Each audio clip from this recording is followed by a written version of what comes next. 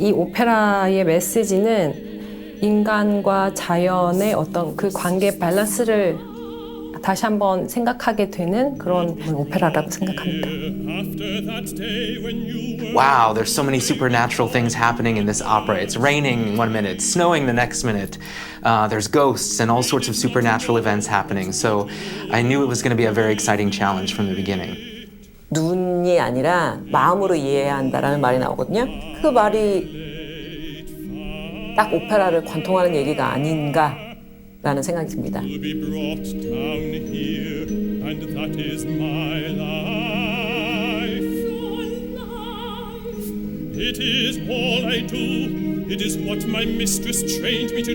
We were actually trying to think about the best ways of bringing together all of the elements that underpin this opera, that it's inspired by Korean culture and that it looks outward and has universal appeal.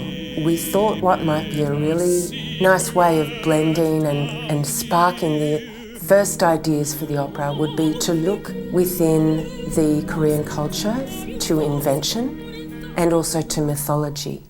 And the common theme to both of those elements is water.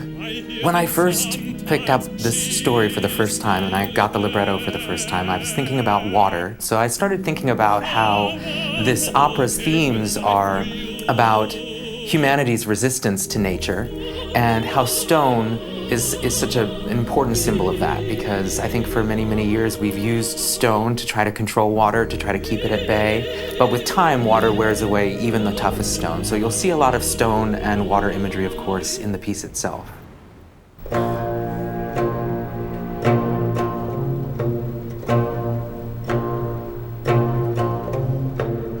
In that first time through The Rising World, I was immediately struck in how Mary set the text. There's so much liquid motion in the vocal lines, so much melisma, so many ornamentations of words, syllables. So I knew that tackling it with the singers was going to be an interesting challenge. 일단 처음에는 사람이 알아들을 수 없는 아로만 한 가지 모음으로만 이렇게 노래를 이어가거든요. 제가 특별한 가사는 없지만 그 아로만 부르는 그 멜로디만으로도 공주의 단절된 또는 안타까운 외로운 그런 감정을 조금 전달을 하고 싶은데 사실 그게 쉽지 않은 것 같아요. 이제 공주는 저주에 걸렸고 왕은 나라가 공경에 빠졌고 그다음에 제 제자는 아무것도 모르는 제자에서 이렇게 성장하는 모습이 그려지는데 그것에 비해서 제 캐릭터는 조금 그렇게 극적이지는 않아요. 그런데 제가 찾은 매력이라고 하면 처음부터 끝까지 서포트 해주는 역이라고 할까요?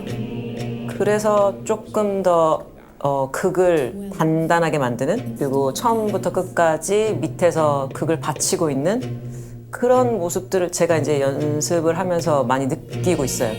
그래서 그런 것이 매력이지 않을까라고 생각을 합니다.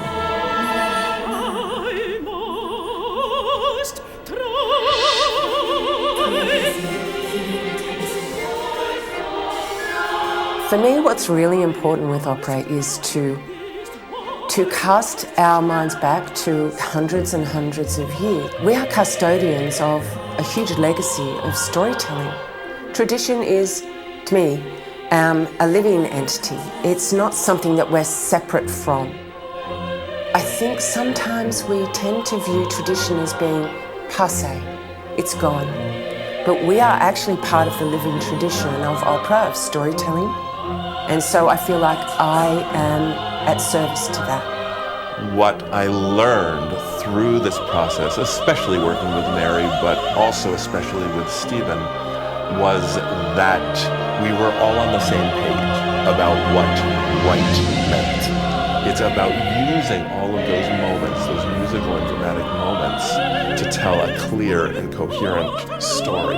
That's a good reminder for us as artists that we carry hopefully in all of our work that we do after the Rising World. I love knowing that this experience is going to be different for each individual who comes to the show. I hope that they're engaged by the material. I hope that they leave actively thinking about what they've been through and what the characters that they've witnessed have been through. And I hope that this piece is more relevant to their current thoughts about our relationship as humankind to nature, and that they go away thinking about the piece in a way that sometimes operas that we're familiar with may not be the case. So this is a new story, and I hope that the audience goes away with new thoughts and new feelings about what they've just seen.